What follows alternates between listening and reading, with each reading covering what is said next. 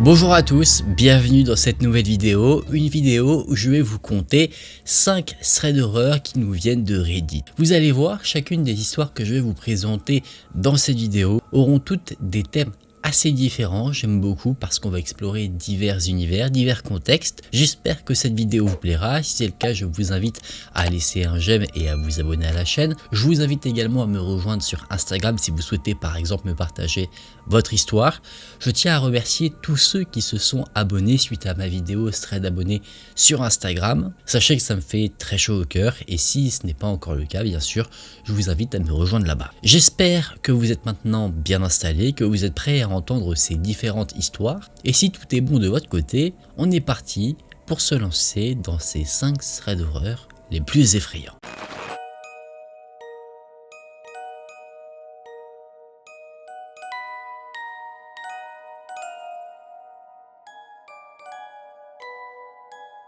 La première histoire que je vais vous partager sera celle de quelqu'un que nous appellerons Cathy. Cathy nous dit qu'elle a l'habitude de voyager en solo, enfin en solo pas tellement, accompagnée de son bébé. Elle nous dit que son bébé est plutôt facile, qu'il ne fait pas de crise dans les transports en commun, et en plus de ça, elle ajoute que son bébé est assez mignon. Bon, j'ai du mal à voir un parent qui dira mon bébé ressemble à une patate, mais ce qu'elle veut dire par là, c'est qu'il n'est pas inhabituel que des inconnus viennent pour parler au bébé, et ça c'est quelque chose généralement qui n'embête pas plus que ça notre amie Cathy. Il pleut beaucoup quand je tourne la vidéo, j'espère que ça s'entend pas trop. L'histoire que souhaite nous raconter Cathy est une histoire qui se passe lors de son dernier voyage, un voyage qui a eu lieu en avion. Comme elle en avait l'habitude, elle était accompagnée de son bébé, et elle a remarqué pendant ce vol-là que son bébé était assez agité parce qu'il était fatigué. Pour contextualiser un peu, elle nous explique qu'elle était dans une rangée de sièges, qu'elle était seule avec son bébé et que derrière elle, il y avait un homme qui était lui-même tout seul. Et, un peu comme elle en avait l'habitude, eh bien l'homme qui était derrière elle a vu le bébé et il commençait à faire des petits sourires, des petites grimaces, des petits gestes, à parler au bébé. Et d'abord ici pour Cathy, il n'y a aucune inquiétude. Elle est habituée de ce genre de situation, elle se retourne vers l'homme poliment et lui dit « Je suis désolé pour l'agitation, il est fatigué, mais il va s'endormir. » Enfin ici rien qui ne sorte en soi de l'ordinaire. Le décollage de l'avion se fait, l'avion est donc en vol et c'est là que Cathy se dit qu'elle va pouvoir installer son bébé pour une sieste. Et alors qu'elle est en train de vaquer à ses occupations pour que son bébé puisse dormir, l'homme derrière lui continue d'essayer de parler au petit bébé. Mais pas que. Il essaye aussi de passer sa main entre les sièges pour attraper les pieds du bébé, essayer de le toucher. Et ça par contre c'est quelque chose que Cathy n'accepte pas. Elle lui dit s'il vous plaît ne le touchez pas, il est fatigué, il va essayer de s'endormir, donc si vous le touchez, eh bien ça va le déstabiliser. Mais l'homme n'en démord pas. Il continue de toucher le bébé et même pire, à un moment donné il se lève légèrement pour essayer de l'attraper. Là, Cathy sent quelque chose qui ne va clairement pas, alors elle prend son bébé et elle le retire de son petit landau et elle le colle contre sa poitrine et elle le berce un petit peu. Sauf que l'homme, cette fois-ci, commence à pousser le siège de Cathy et à dire pourquoi le bébé pleure. Et là, Cathy commence à perdre son sang-froid. Elle se dit que ça va être extrêmement désagréable d'avoir un homme aussi compliqué derrière elle pendant tout le voyage. Elle essaye donc de se calmer, elle continue de bercer son enfant et l'homme a ensuite tendu son bras entre les sièges et il a bloqué Cathy en lui disant non, arrête de le bercer. Là, Cathy a son sang qui commence à bouillir, elle lui dit ne me touchez pas. L'homme retire son bras et là Cathy se dit que l'individu a compris le message. Mais non, un peu plus tard, alors que Cathy essaye de calmer son bébé qui pleure, donc ça attire l'attention, l'homme repasse ses mains, mais cette fois-ci de part et d'autre du siège de Cathy et il la plaque contre son propre siège. Cathy exprime le fait que cette situation était douloureuse physiquement et cette douleur ainsi que le stress procuré par ce qu'il se passait a provoqué un cri de sa part. Elle hurlait à l'homme de la lâcher, de la laisser tranquille et sachant que déjà les pleurs du bébé attiraient l'attention, là les cris de Cathy ont attiré l'attention des hôtesses qui sont venues en courant voir ce qu'il se passait. Alors Cathy leur a dit une fois que les hôtesses sont arrivées qu'elles ne pouvaient pas rester assises là, alors elle demandait à être déplacée, chose qui a été acceptée et quand elle a été déplacée, l'homme a essayé de la suivre, sauf qu'elle a bien précisé qu'elle ne le connaissait pas. Alors l'homme a été invité à se rasseoir à sa place et Cathy a été installée ailleurs. Cathy est donc sur un nouveau siège, elle pleurait donc elle en a profité pour se calmer, pour s'occuper de son bébé qui lui s'est endormi assez rapidement une fois installé à ce nouvel endroit. Et bien sûr, sachant qu'il y avait eu en quelque sorte un scandale, les hôtesses de l'air ont cherché à comprendre ce qu'il s'était passé. Alors Cathy a tout expliqué, alors les hôtesses lui ont dit qu'elles allaient faire attention à cet individu. Et elles ont remarqué diverses choses. Elles ont remarqué que plusieurs fois, l'homme qui avait importuné Cathy avait essayé de se déplacer, clairement pour se replacer auprès de la jeune femme. Mais heureusement, les hôtesses faisant attention à la situation, à chaque fois, elles lui ont dit de se remettre là où il était. Le vol a continué, sachant que le comportement de l'homme était assez étrange. Les hôtesses en ont parlé au pilote et la police a été contactée afin qu'elle vienne démêler ce qu'il se passe directement à l'aéroport à l'arrivée de l'avion.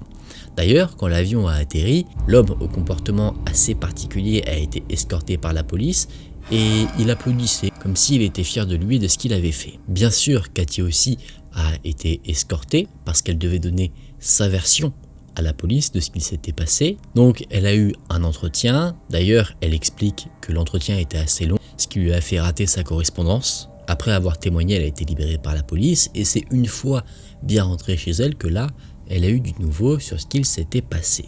Clairement, après interrogatoire de l'homme, ça a été révélé, l'homme avait l'intention de kidnapper son enfant. De quelle manière, ça c'est assez flou, mais son objectif était très clair. Et au vu de cet aspect-là, l'homme a été banni d'une part de la compagnie aérienne qui avait été utilisée, mais également de l'aéroport où l'avion a atterri. C'est-à-dire que si il se repointe dans un avion de la compagnie ou dans l'aéroport en question, il sera immédiatement exclu. Une peur qui s'est donc ajoutée au malaise qu'a vécu Cathy pendant son vol. Elle nous dit pour conclure son témoignage qu'elle a dû reprendre un peu plus tard un avion dans le même aéroport et bien que l'individu qui l'a mise tant mal à l'aise n'était plus accepté dans l'aéroport, elle avait toujours peur, bien sûr, de le recroiser, sachant finalement quelles étaient les intentions vis-à-vis de son bébé. Ça lui a bien sûr créé une méfiance vis-à-vis maintenant de tous ceux qui s'approchaient de son enfant pour lui parler. À chaque fois, ce qu'il s'est passé dans cet avion est un souvenir qui revient quand un inconnu vient lui dire que son enfant est mignon alors qu'il n'y a pas forcément de mauvaises intentions derrière tout ça. Dans ce nouveau témoignage, je vais vous présenter ce qu'a partagé Megan.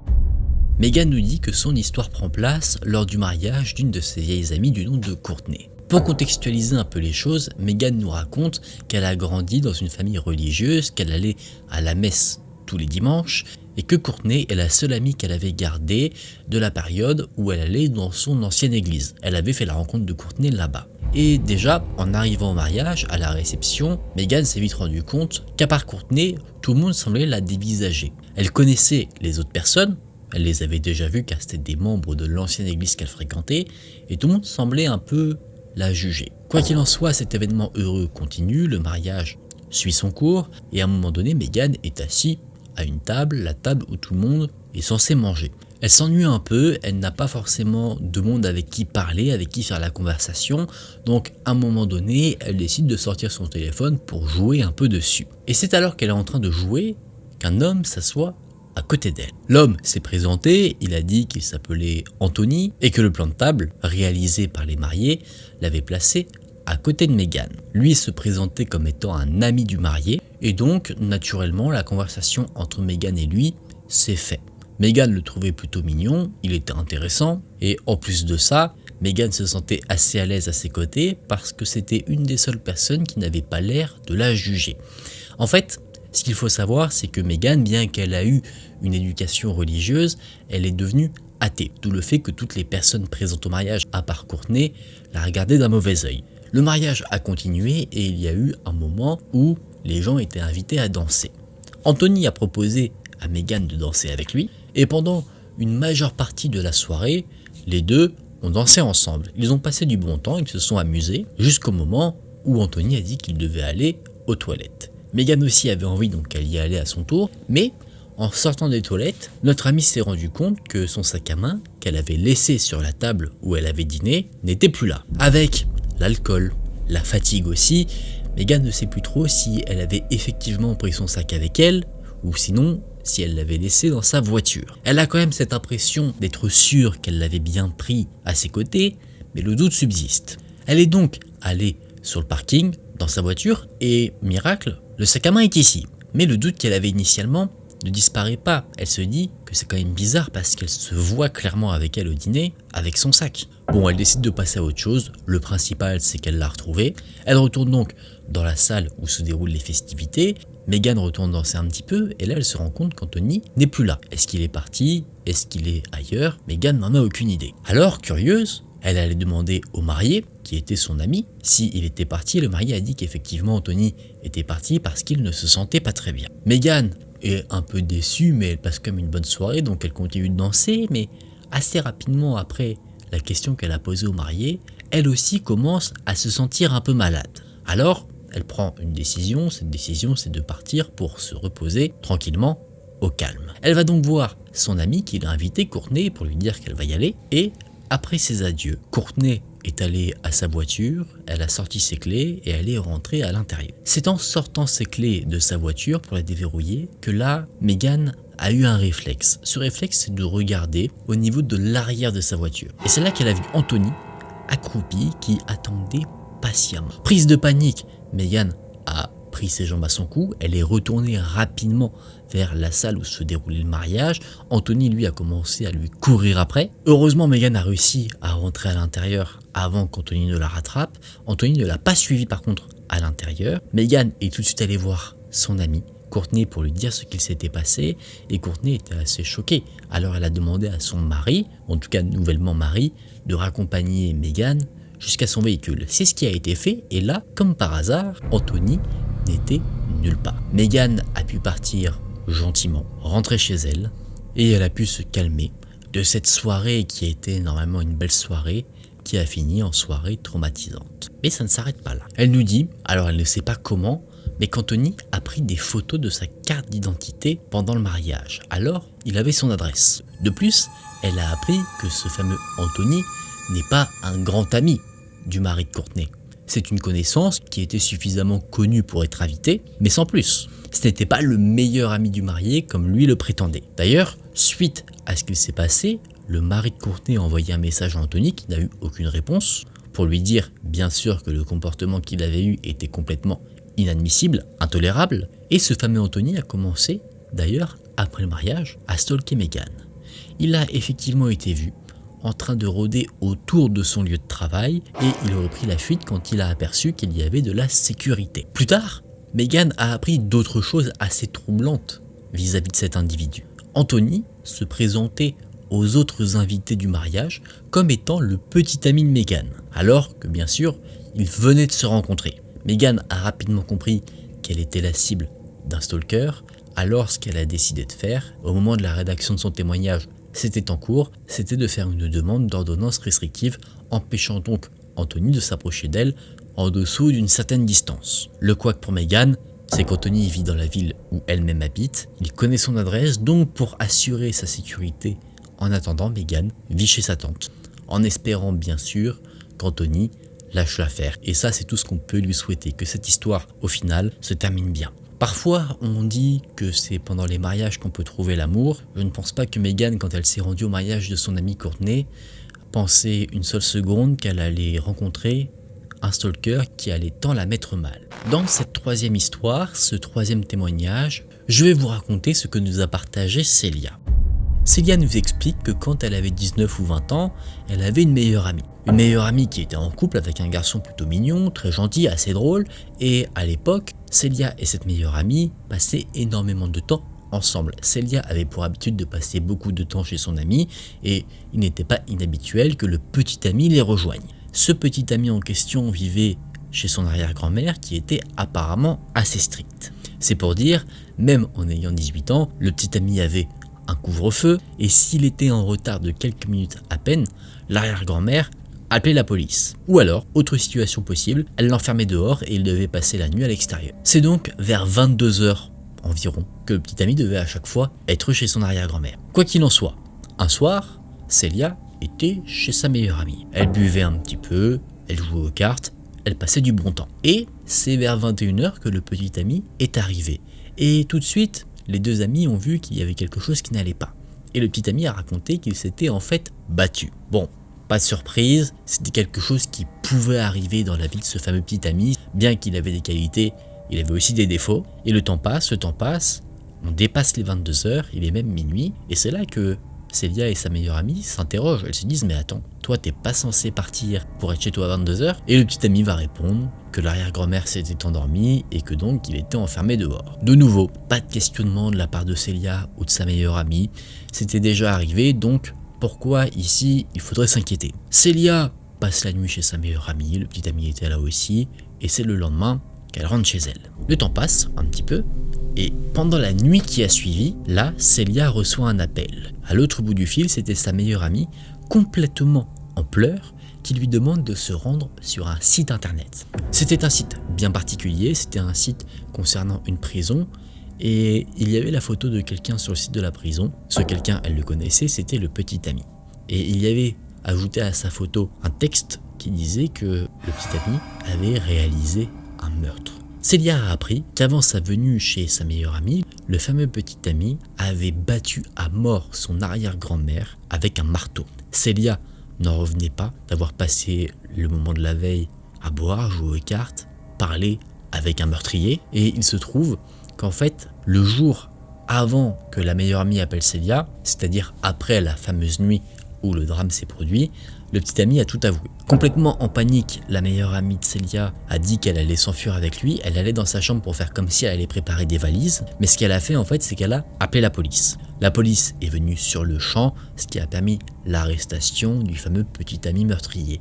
Il se trouve, selon ce que dit Célia, que cet individu a écopé de 50 ans de prison et que pendant sa détention, il aurait essayé de s'enfuir 4 fois. Et donc à chaque fois, ces tentatives de fuite ont prolongé sa condamnation. C'est une histoire absolument folle, comme quoi, parfois, on peut côtoyer des gens qu'on pense connaître et en réalité, ils nous cachent des secrets énormes. Là, heureusement, le secret n'en est pas resté un bien longtemps, parce qu'un individu qui peut assassiner un membre de sa propre famille, eh bien qui sait ce qu'il peut faire aussi à ses amis ou à d'autres personnes. En tout cas, je comprends totalement pourquoi Célia a cette histoire-là qui lui est restée bien en tête. Dans ce nouveau témoignage, un témoignage affreux, je vais vous raconter ce qu'a partagé Stella. Stella nous dit que pendant environ 2 ans et demi, elle est sortie avec un homme et que la relation qu'elle avait avec lui était des plus toxiques. Elle se faisait battre, effectivement cet homme était violent, que ce soit physiquement, psychologiquement, elle a même subi des abus, et Stella nous explique que la dernière fois que cet homme lui a fait du mal, c'était simplement parce qu'elle lui avait dit qu'elle allait déménager et qu'elle allait vivre en colocation avec un colocataire, un homme donc, chose qui lui a déplu, et pour montrer le fait qu'il n'aimait pas la situation, il a frappé de nouveau notre amie Stella. Stella, n'en pouvant plus, a réussi à prendre la fuite, elle a contacté la police et l'individu a été arrêté pour la raison de violence conjugale. Il devait donc y avoir une audience, et en attendant l'audience, ce petit ami violent a réussi à prendre contact avec Stella et l'a obligée, il voulait la forcer à dire qu'elle n'avait jamais été battue, qu'elle s'était fait mal toute seule parce qu'elle avait arrêté de prendre des médicaments qui jouaient sur l'aspect psychologique. Il demande clairement à Stella de dire à la police qu'elle a fait une crise et qu'elle s'est faite des blessures toute seule. Sous influence, bien sûr, lors de la première audience, Stella a dit ce que son petit ami de l'époque voulait qu'elle dise. Le juge a cru ce que disait Stella, il a cru qu'elle était de bonne foi, et donc ce petit ami a failli être libéré. Sauf que, avant la libération définitive du petit ami violent, Stella a repris ses esprits, elle est retournée à la police et elle a dit cette fois-ci la vérité, et que c'était son petit ami qui lui avait dit de dire des mensonges lors de l'audience. Alors, afin de démêler quelle version est la vraie, une nouvelle audience a été prévue. Et forcément, le petit ami violent a été mis au courant de cette nouvelle audience, de ce changement de version que Stella a eu. Alors, il a décidé d'agir. Là, Stella ajoute un détail qui a son importance, c'est que cet homme faisait partie d'un gang. Elle avait emménagé dans son nouveau logement avec son colocataire, et quand elle était encore sous l'influence de ce petit ami violent, il lui avait demandé vers où se situait ce nouveau domicile, et Stella, sous influence, lui avait dit. Et un jour, le colocataire de Stella est venu la voir lui disant qu'il avait trouvé une marque assez bizarre qui avait été réalisée sur la maison. Pourquoi il y avait cette marque, nous l'ignorons, mais nous pouvons spéculer sur le fait que ça avait un lien avec toute cette histoire, que c'était peut-être une indication pour dire que Stella se trouvait ici. D'ailleurs, un peu plus tard, un matin, alors qu'il était assez tôt, vers 6 heures, le colocataire était avec sa petite amie. Ils étaient dans la voiture, dans l'allée du domicile, les phares éteints. Stella, elle, était à la maison, elle dormait, et une voiture s'est arrêtée devant l'allée, empêchant donc le colocataire et sa petite amie dans la voiture de partir. La voiture qui venait d'arriver est restée stationnée là quelque temps, et à un moment donné, quelqu'un est sorti côté passager. Cette personne a commencé à marcher en direction de la porte d'entrée, et le colocataire, se demandant ce que ça pouvait être, mais prenant la situation bien au sérieux, a sorti une arme à feu qu'il avait dans son véhicule. Il est sorti directement et a pointé son arme sur l'individu qui se dirigeait vers la maison. Quand l'homme l'a vu, il s'est enfui au courant vers le véhicule et a pris la fuite. Quelques semaines plus tard, Stella était dans une station-service, elle fumait une cigarette, la station-service se trouvait pas très loin de là où elle vivait. Elle retournait vers sa voiture et c'est là qu'elle a constaté qu'il y avait un véhicule qui ressemblait beaucoup à la description que son colocataire avait fait de ce fameux véhicule mystérieux qui s'était pointé devant la maison à 6 h du matin. La voiture s'est arrêtée à côté de Stella et quelqu'un à l'intérieur a crié quelque chose que Stella n'a pas vraiment réussi à comprendre. Elle pense que quelqu'un l'a interpellée comme ça pour l'insulter gratuitement, donc Stella l'a insulté en retour. Elle est montée dans sa voiture et elle est partie. Elle n'est pas rentrée directement chez elle parce qu'elle a constaté que ce véhicule qui s'était garé juste à côté d'elle dans la station-service la suivait. Finalement, à force de faire des détours ici et là, elle a réussi à semer ceux qui la poursuivaient. Mais, par crainte de dévoiler là où elle habitait, elle n'est pas rentrée chez elle durant cette journée. Encore un autre jour, Stella rentrait du travail et en arrivant devant chez elle, elle s'est rendue compte que la fenêtre de sa salle à manger était ouverte. En tout cas, elle avait été bidouillée de l'extérieur. Rien n'avait été dérobé dans le domicile, mais les choses montraient clairement que quelqu'un avait réussi à s'introduire dans la maison. On avance encore un petit peu dans le temps, et cette fois-ci, le colocataire et sa petite amie revenaient d'une balade. Alors qu'ils se dirigeaient vers la maison, le couple a vu deux hommes regarder au travers d'une fenêtre du domicile. C'est quand le colocataire leur a crié dessus pour leur demander ce qu'ils font que les deux hommes ont pris la fuite. Et ensuite est venue la fameuse audience qui allait décider du destin de ce petit ami qui avait fait tant de mal à Stella. L'audience a rendu un jugement. Pendant 12 ans, le petit ami allait rester en prison et à partir de ce moment-là, Stella n'a plus jamais été embêtée par des voitures qui la poursuivaient ou qui rôdaient autour de chez elle. Elle se dit, en réfléchissant à tout ce qui s'est passé, que c'était probablement des membres du gang du petit ami violent qui cherchaient peut-être à l'intimider pour qu'elle se rétracte sur ce qu'elle avait dit à la police. Et sachant que l'homme avait été condamné, les membres du gang se sont dit qu'il ne valait peut-être pas se faire condamner pour quelqu'un qui allait passer 12 ans en prison. D'où le fait que notre ami ait retrouvé ensuite plus de liberté après la fameuse audience. Dans cette nouvelle histoire, je vais vous présenter le témoignage de quelqu'un que nous appellerons Karen. Karen nous dit qu'au moment des faits, elle vivait dans le Midwest rural et qu'elle vivait dans une maison qui était située pas très loin de l'autoroute. Sa maison se trouvait entre une ville et une autre. Elle avait une grande allée qui formait un cercle et si on empruntait l'allée et qu'on continuait toujours tout droit, on arrivait dans sa grange. En gros, ça faisait un peu un rond-point. On prend l'allée. Si on va à droite, on avait sa maison avec le garage. Tout droit, la grange. Et si on continuait, eh bien, on repartait de là d'où on venait. Généralement, Karen, son mari, sa famille, utilisaient la porte du garage qui menait à l'intérieur de la maison. La famille n'utilisait généralement pas la porte d'entrée qui était une grande double porte. Et une nuit, alors qu'il était très tard, quelqu'un a sonné au domicile. Tout le monde dormait. Donc ça a réveillé Karen et d'abord elle s'est dit que peut-être ce bruit, elle l'avait rêvé, elle l'avait imaginé. Mais ça a sonné de nouveau. Alors Karen a réveillé son mari pour être sûr qu'on sonnait bien chez elle. Et oui, ça a sonné une troisième fois. Il faisait très sombre dehors et bien qu'il y avait un petit éclairage à l'extérieur, on ne voyait pas s'il y avait quelqu'un. Il fallait impérativement ouvrir les portes d'entrée pour voir s'il y avait quelqu'un ou pas. Plutôt risqué en pleine nuit quand on n'attend personne. Petite spécificité des portes d'entrée, on peut ouvrir la porte de gauche ou de droite, ou les deux en même temps. Bon, quoi qu'il en soit, quelqu'un sonne à la porte, donc le mari se lève pour voir ce qu'il en est, Karen le suit, et lui il veut ouvrir la porte. Karen, un peu plus sûre de la méfiance, voudrait appeler la police, mais sachant qu'ils vivent assez éloignés de la ville, il leur faudra un certain temps pour venir. Le mari décide quand même d'ouvrir la porte. Et devant la maison se trouvait une femme.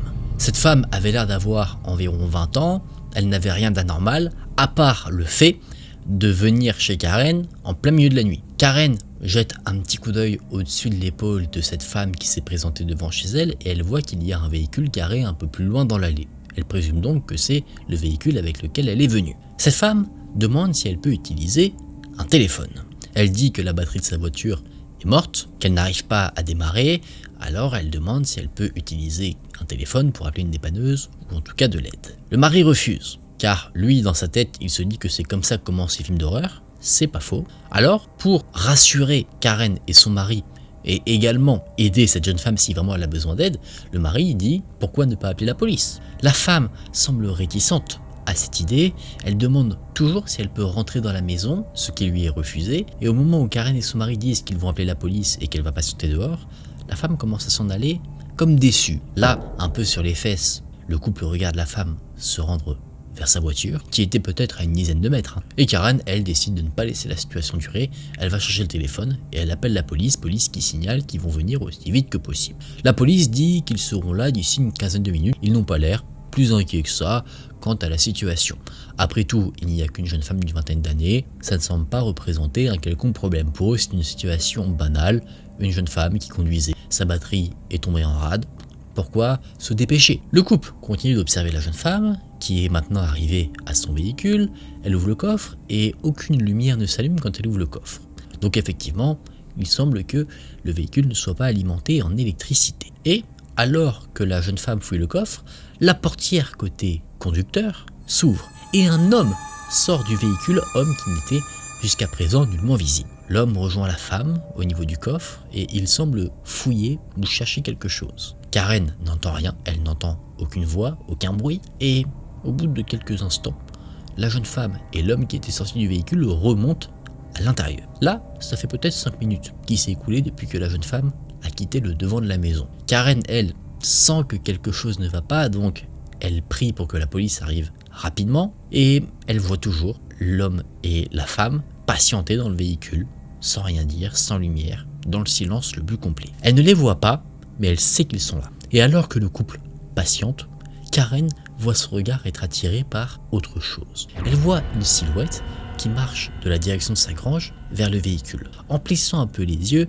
elle se rend compte que c'est un autre homme qui marche en direction de la voiture. Elle ne sait pas d'où il sort, ce n'est pas un voisin parce qu'il n'y a pas de voisin à proximité. L'homme monte dans la voiture à l'arrière et là, la voiture démarre et elle s'en va. Alors que logiquement, selon ce que disait la femme, ce n'était pas possible. C'est 10 minutes après le départ du véhicule que la police est arrivée. Tout a été raconté, la police a fouillé, mais les personnes n'ont pas été retrouvées aux alentours, sachant qu'il faisait nuit noire, aucune plaque d'immatriculation n'a pu être relevée, et la police est ensuite repartie. Karen a été traumatisée par cette fameuse nuit, parce que pour elle, ce qu'il s'est passé, c'était très simple. Ces personnes cherchaient à cambrioler le domicile. Il était parfait pour un cambriolage, car isolé, il est probable que l'individu qui était vers la grange est allé fouiller dans cette zone pour voir s'il y avait peut-être des choses de valeur, et le rôle de la jeune femme était en réalité de mettre en confiance Karen et son mari. En étant une jeune femme, on semble complètement inoffensif, mais peut-être que si jamais cette femme serait venue à l'intérieur du domicile, là l'homme caché dans le véhicule l'aurait rejoint et aurait malmené Karen, son mari et ses enfants. En tout cas, ce qui se serait passé par la suite de ces événements, cette spéculation, ça relève du mystère, mais pour se prémunir de vivre ce type de situation, si jamais ça dégénère, le mari, lui, est allé acheter un fusil de chasse dans un magasin local afin de se défendre si jamais, à un moment donné, le couple n'a pas la méfiance de laisser quelqu'un qui leur demande leur aide en pleine nuit sur le pas de la porte.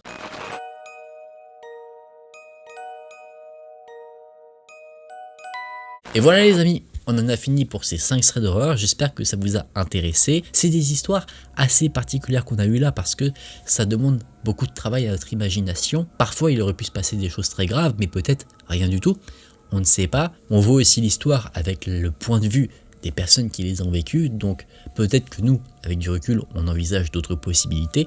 N'hésitez pas vous à me dire en commentaire peut-être quelles sont vos théories, sur quelles étaient les ambitions de telle ou telle personne. J'ai hâte de voir ce que vous allez dire là-dessus. J'espère que cette vidéo vous a plu, que vous avez passé un bon moment. Si c'est le cas, je vous invite à laisser un j'aime et à vous abonner à la chaîne. Vous pouvez évidemment me rejoindre sur Instagram pour me partager une histoire qui vous a effrayé. C'était un plaisir pour moi de partager ces histoires avec vous. Moi je vous dis à très vite dans une prochaine vidéo. Prenez soin de vous, c'était Aken. Salut!